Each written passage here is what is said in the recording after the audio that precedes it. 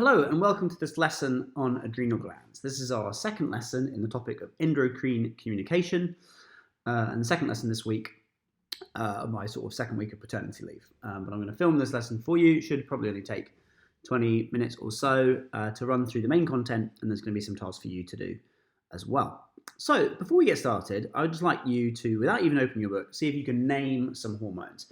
You don't have to write them down. On a mini whiteboard because you probably don't have one, so just see if you can name them on your hand, see if you can get up to 10 hormones, okay? Pause the video, off you go. Can you name some? Okay, so hopefully you got to 10. Here are a bunch. So we've got thyroxine produced from the thyroid gland, we've got adrenaline from the adrenal glands, FSH and LH.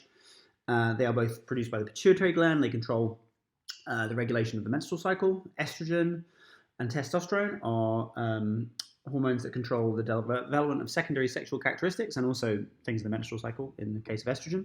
Progesterone as well maintains the lining of the uterus. ADH, you've learned about that with Ms. Beatty, that regulates the sort of water potential of the blood by modulating the permeability of the collecting duct. We've got insulin and glucagon to control blood sugar. Cortisol is a stress hormone, and aldosterone is another hormone, and we're going to look at it today. And there's loads of others as well, which I'm sure I've missed. Okay, so hormones, remember, are chemical messengers released by glands into the blood, and they bind to receptors on their target cells in target organs. Right, so first of all, you're going to need to print this sheet, okay, if you can. All right, if you have a printing ability, print out this sheet as an A4 because we're going to kind of fill it in. If not, you're going to, well, I mean, do try. If not, you're going to have to kind of draw out the table and draw diagrams of these different structures as best you can, okay? But it'd be best to print this out and you can fill everything in. So, before we get started today, thinking about adrenaline, I'd like us to watch this little video. Are you ready? Just watch this video.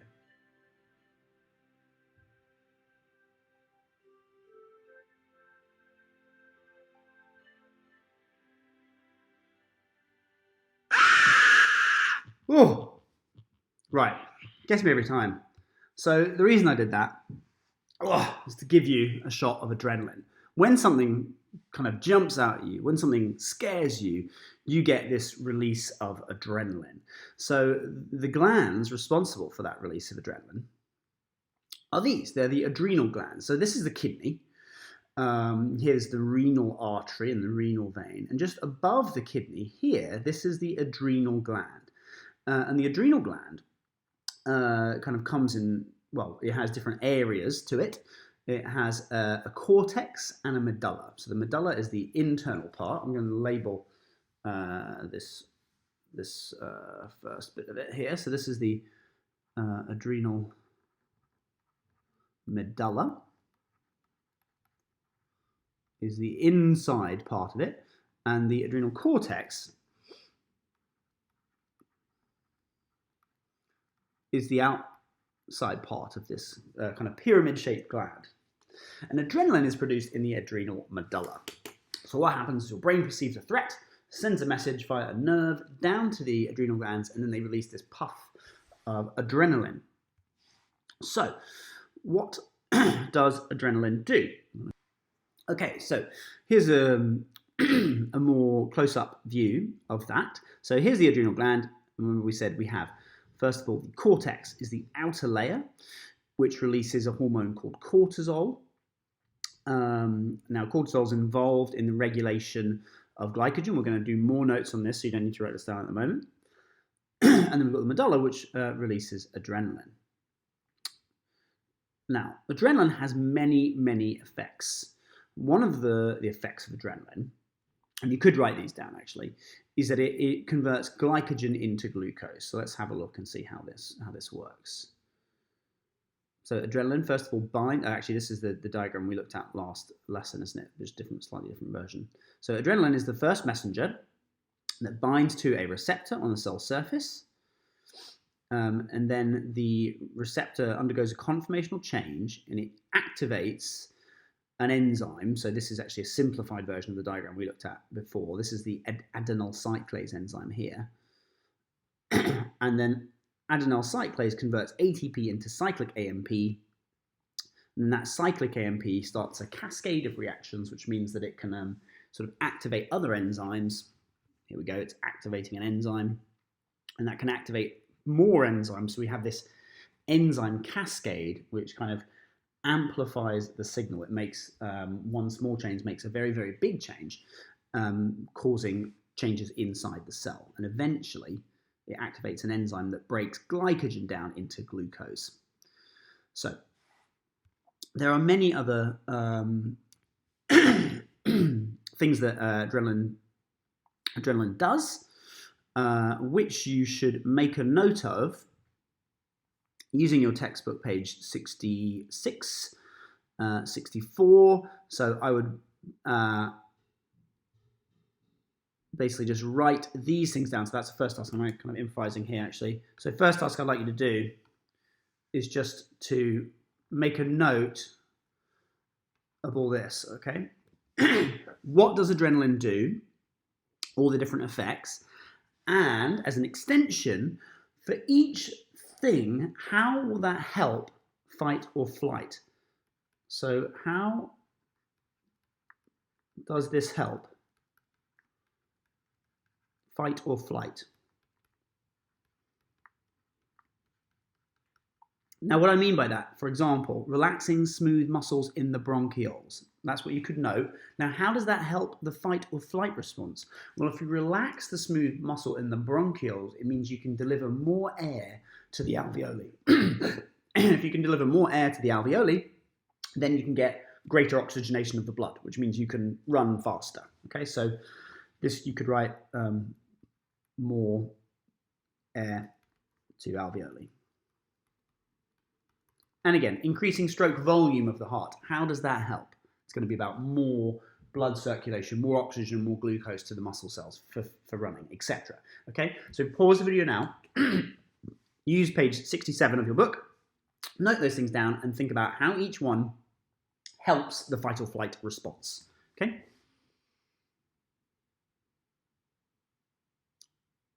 All right. Hopefully you've done that now.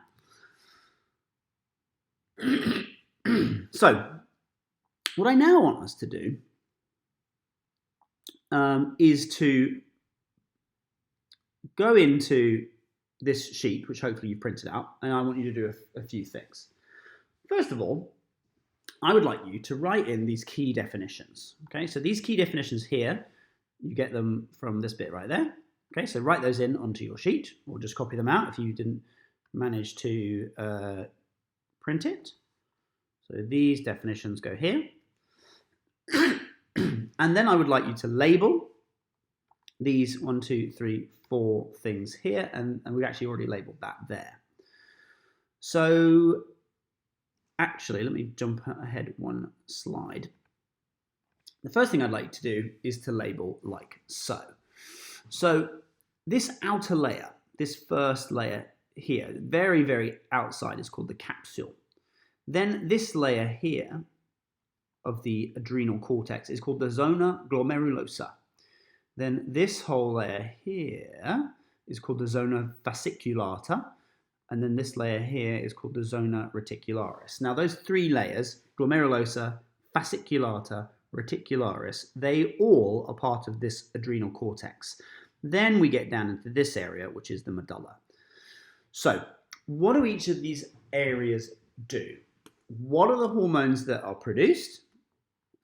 What do those hormones do? What are the role of the hormones? And any extra information that you find. So I'd like you to fill out this table, and I'd like you to do that by looking at this sheet here.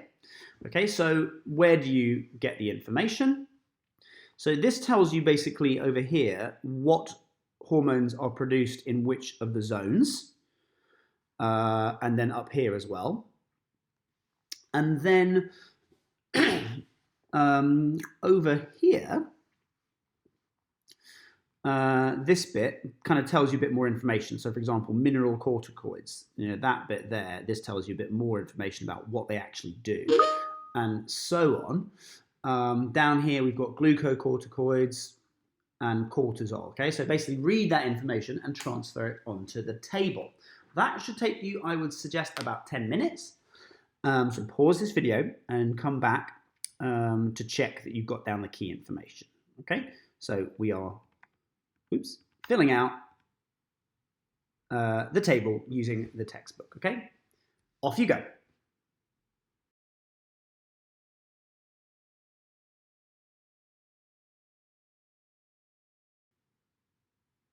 Okay, so let's go through each one by one. Okay, so first of all, the outer layer, the zona glomerulosa. Well, we've got mineral corticoid hormones. For example, there's one called aldosterone, and that controls the concentration of sodium and potassium in the blood, and therefore blood pressure. So this has an effect on the kidneys. So the site of action is the distal convoluted tubules and the collecting duct in the kidneys, causing the more absorption or less absorption of sodium and potassium, basically. Okay, then the next layer into the adrenal gland is the zona fasciculata. Now, this has got glucocorticoids. So from the name, you kind of have an idea that it's to do with regulating glucose. So cortisol is one of these. It controls the metabolism of carbohydrates, fats, proteins in the liver. So elevated levels of this hormone causes carbohydrates and fats in the liver to be broken down into glucose. And an extra bit of information is it's a stress hormone. Cortisol is a stress hormone, so we have to produce some of it. But if your cortisol levels are really high all the time, it can be a sign of like chronic stress. And I just even saw in the news, I think it was last week, someone's come up with a test where they basically just take a swab of earwax and then they can measure your average cortisol levels from your earwax. So, and that can help diagnose things like chronic anxiety, for example. Okay, next layer down, zona reticularis. Now, the main thing that is produced here are precursor androgens. So a precursor is something that is going to be made into something later. And an androgen, that word is a sex hormone. So these are basically this production of testosterone and estrogen is a two-stage process. First of all, it happens in the zona reticularis where the precursor is made, and then that floats away in the blood and is taken up by ovaries in women and testes in men, and then those are converted into estrogen and testosterone. Finally, the medulla, that's where adrenaline is made. And this is all about the fight or flight response. You've already written some notes about the different things that it does. And extra information there, I've added two things actually. First of all, these precursor androgens are steroid hormones. And the second thing is that adrenaline is from an amino acid, tyrosine, so therefore it's sort of hydrophilic, and therefore it can't get across the phospholipid bilayer, so it has to bind to a receptor, and it's the cyclic AMP pathway. Right, that's the major bit of work on the roles of the different adrenal hormones, adrenal gland hormones. But we need to do a little bit more work on steroid hormones, okay? So we're going to watch a short video on how steroid hormones work, and then we're going to draw a diagram of how they work, okay? So first of all, let's go to that video. It's not long. Stay with me. Here we are. Steroid hormones are not water-soluble. They travel in the blood attached to protein carriers. When steroid hormones arrive at their target cells, they dissociate from their protein carriers and pass through the plasma membrane of the cell. Because they're hydrophobic. Some steroid hormones bind to specific receptor proteins in the cytoplasm and then move as a hormone receptor complex into the nucleus. Other steroids travel directly into the nucleus before encountering their receptor proteins, not shown. The hormone receptor protein, activated by binding to the hormone, is now able to bind to specific regions of the DNA. These DNA regions are known as the hormone response elements. The binding of the hormone receptor complex has a direct effect on the level of transcription at that site. Messenger RNA, mRNA, is produced, which then codes for the synthesis of specific proteins. Okay, so that is how a steroid hormone works. Let's go back to the PowerPoint and just have a look at this again, because actually this diagram is pretty good. So the steroid hormone, you don't need to know about it being carried by a carrier protein in the plasma. So here's the steroid hormone. It just arrives at the cell surface, and the key thing is it can just get across this phospholipid bilayer because it is hydrophobic or lipid soluble. It can travel all the way into the cytoplasm. Now, it can either bind to its receptor floating about in the cytoplasm or even floating about in the nucleus. It doesn't really matter. So it forms this hormone receptor complex, which then will bind to sites on the DNA to activate transcription. So it controls gene expression in that way by directly binding to the DNA when it's formed with its receptor complex. Okay, so as an extension as well, you could produce a table contrasting steroid hormones with peptide or protein hormones. Like, can they get across the bilayer? Yes or no? Where do they bind to their receptor? How do they trigger changes in the cell? Do they use a second messenger or not? That sort of stuff, like a little table to compare and contrast. All right. Now we're moving on to, so there's an example of a table. So now we're moving on to the last thing. So what I'd like you to do is just to take a second to read over that page 66 and 67, just to make sure you've got everything sort of, solid. Then you should answer these 1, 2, 3, 4, 5 textbook questions on page 67. I'm going to pause the video now, or you should pause the video now, complete those questions, and then I'll put up the answers for you to self-mark in a sec. Okay, so off you go.